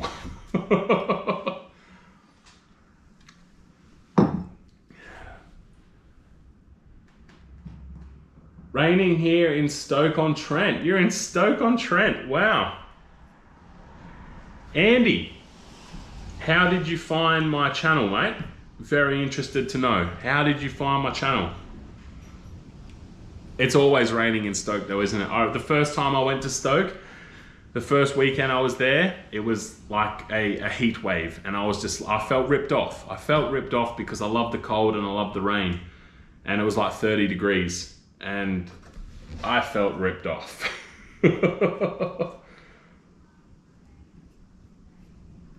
But very interested, Andy. How did you find the channel, mate?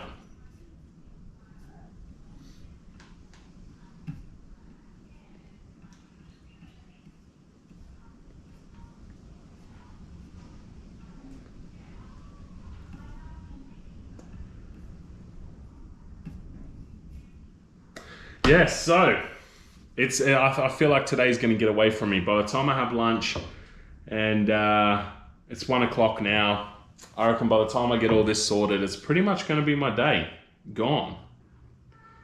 So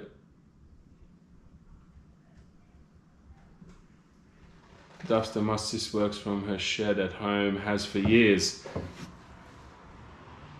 Yeah, is she registered as a business? Be interesting to get some more information on that that whole situation. Recycle wooden things. Maybe we can go through that a bit more in a fortnight. I'll do a bit of research as well, and we can have a bit of a chat and share what all of us have found, and help each other out really, so that we don't get screwed over by the insurance mobs. Because I'd be pretty pissed if they turned down a claim purely based on that fact. What business does she run, mate? What's her business?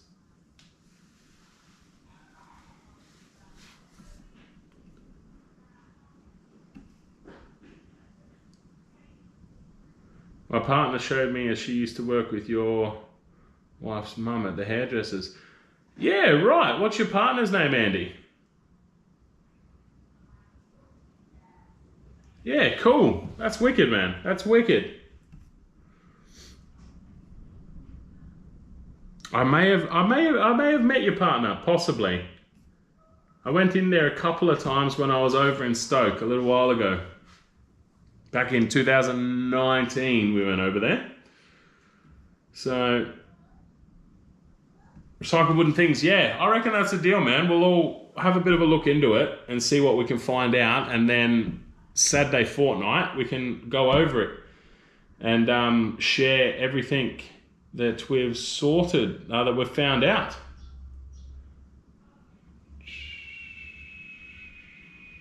Trophy engraving. Yeah, okay, nice, nice. Not sure, actually, if I did meet her or not, man. But that's wicked. Someone from Stoke. I'm sure Nat will be very stoked to hear that. I was in Perth yesterday picking up the dream table saw, and of course it rained most of the way to Meriden. Yes, yes, it's like raining for weeks, man.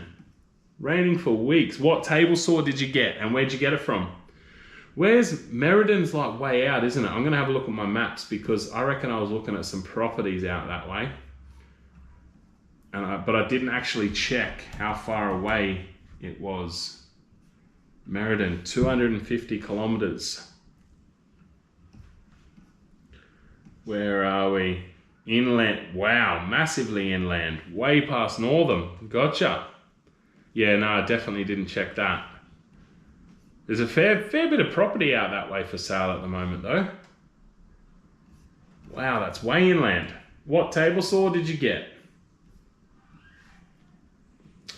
The Laguna F2. Yeah, nice, nice. Actually, I did contemplate, after I picked this up, it was probably about 2 months later, I reckon, that Carbatec brought out the Laguna range, and I contemplated switching them. So what you're saying is next show is going to be Aussies talking about home and business insurance complications. Guess I'll see you in a month. It won't just be that, Mike. It won't just be that. It'll be a segment of that, mate. It'll be a segment of that. But I'm expecting to hear the Canadian point of view as well, because how am I ever going to move over to Canada if I don't know the legalities behind running a business from home?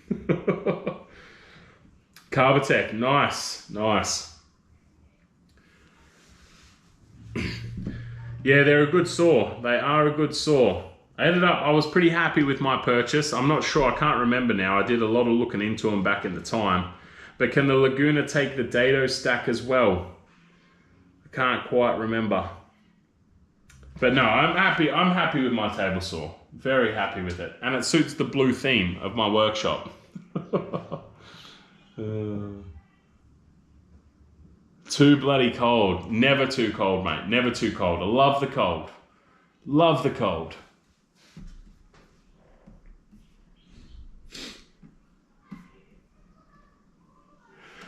All right, legends. I am going to call it though, because I am quite hungry and I need to go and get some lunch. I'm pretty sure someone asked me what was for lunch and I have absolutely no idea. I don't know what's in the fridge. I only flew in on Thursday and I was out all day yesterday, so I didn't even look in the fridge at all. Yeah, it was going on the one you have, but like the Laguna better. Fair call, man. It's personal preference. And to be honest, I like the colors of the Laguna better. But no, it's a good saw. It's a really good saw. I'm sure it'll serve you well.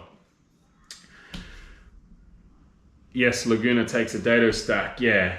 So there wasn't much between it apart from the price. I think there was a fair bit of price difference at the time I was purchasing between the Carbatec and the Laguna. But just had KFC. It was crap. KFC normally is, man. 9 times out of 10, KFC, you regret KFC afterwards. Later, Jack, see you in 2 weeks to talk insurance. I look forward, Mike, to hearing the Canadian point of view on insurance. That could be an argument. Like, that could be a good argument point for me to relocate. So I look forward to hearing the benefits of Canadian insurance, all right? Data stat, yeah, cool. All right, guys, well, I'm going to call it here. 2 weeks' time, I would love for you all to come back. We'll have a chat. I've just got too much stuff to do today, and I'm quite hungry, so I need to go and have some lunch. So it has been wicked catching up with you all, and I'm going to shut it off from. Well, it says I can end stream there. Maybe I should try that this time. Hey, let's try that. I'll open up the GoPro app so that it's there, and we'll see if it like automatically links over. Yes, dado for Laguna, very much. 300. Was there only a $300 difference between them now? Oh wow, no, there was a lot more difference than that when I purchased. I heard they don't do dado in the UK. Is it the same in Oz? No, I think from the sound of it, because steel wood he would know as well with the Lagunas. So they must do some dado stacks over here. It's a lot harder to get a saw that accepts dados over here. It's not as common, I would assume. Enjoy lunch, catch you in a couple of weeks. What time? Duster, 11:30 is always the lives, man. WA time 11:30, so not next Saturday, the Saturday after. 11:30, we're kicking off again. Check out Instagram. I'm not sure if you follow me on Instagram, but Instagram and Facebook, I'll put all the updates there for the times. So, enjoy lunch. Thank you very much, man. I will see you in a couple of weeks. Dado Capable was a big feature I wanted. Yeah, me too. Not that I've bought a dado stack yet, but yeah, my saw's dado capable as well, and that was definitely something I wanted for future expansion. But dado stacks are so damn expensive, so I haven't quite got to that point yet.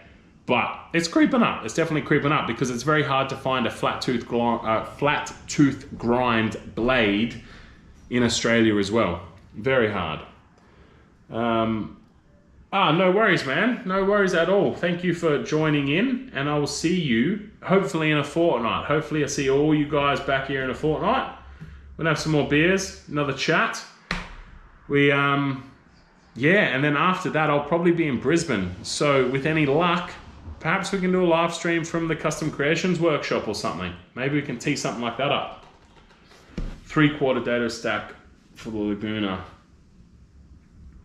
What's the time difference? What time difference is there from the UK? Andy, right now it is 1 p.m. on Saturday. I think you guys are about 8 hours behind. So are you like early morning over there at the moment? I'm not sure. I'm pretty sure that you're about 8 hours behind. I have an extra stack if you want to come by and get it. No worries, Mike. I'll be round in half, mate. I'll be round in half. Dados are becoming more popular here, not in the UK. Yeah, they're just so easy, man. Like, dado stacks make joinery so much easier. So, way easier. Let me have a look at my clock here. I'm pretty sure I got Stoke-on-Trent. Maybe I don't anymore, I'm not sure. Let's have a look. Andy, 6 a.m. here. So, 7 hours difference then. Yeah, 7 hours, man. Yeah, no, I've got it here. So yeah, 6:04 for you guys, and we are 1:04. So you got 7 hours difference. I think we got rid of like daylight savings. Maybe that brought it forward. So yeah, 7 hours behind. So what's that gonna leave you guys at?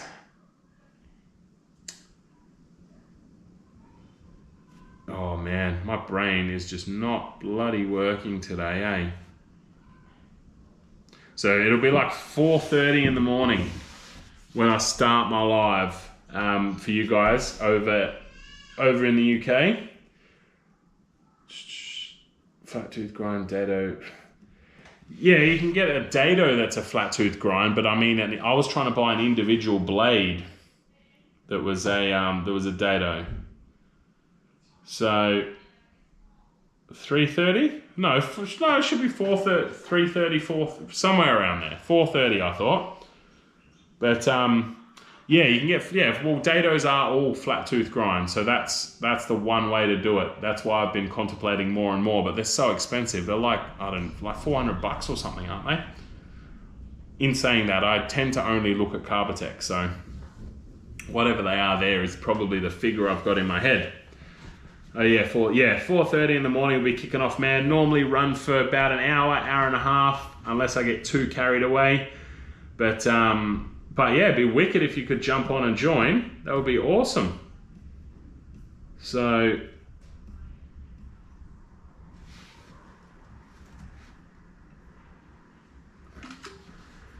but yeah, all right, guys. Well, until then, stay posted to Instagram and YouTube, Instagram and Facebook.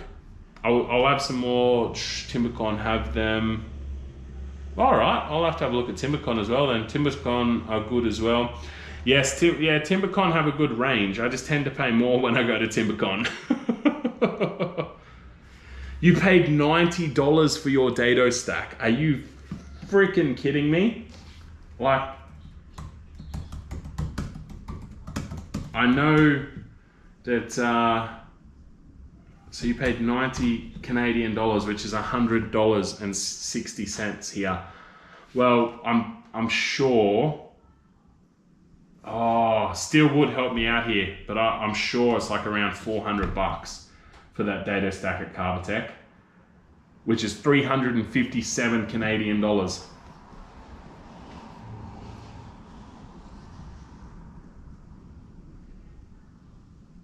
It's not an awesome one, but it does the job.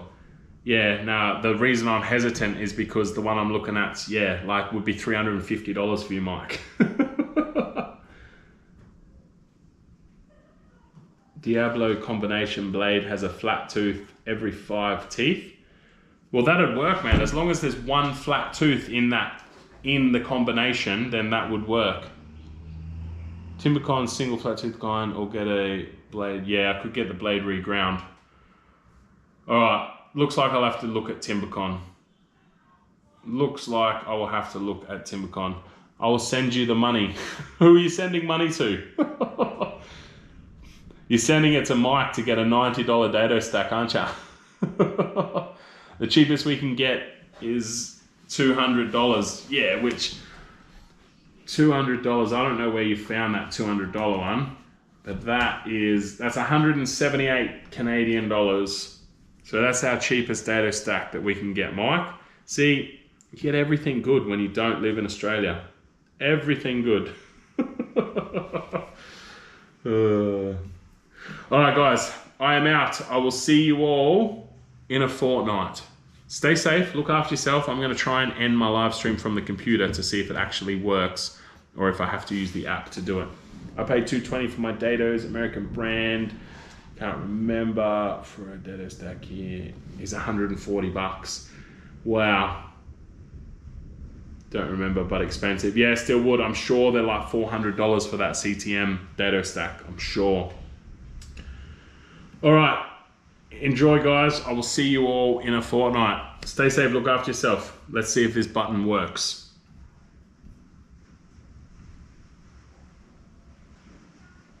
All right, it says that it's worked.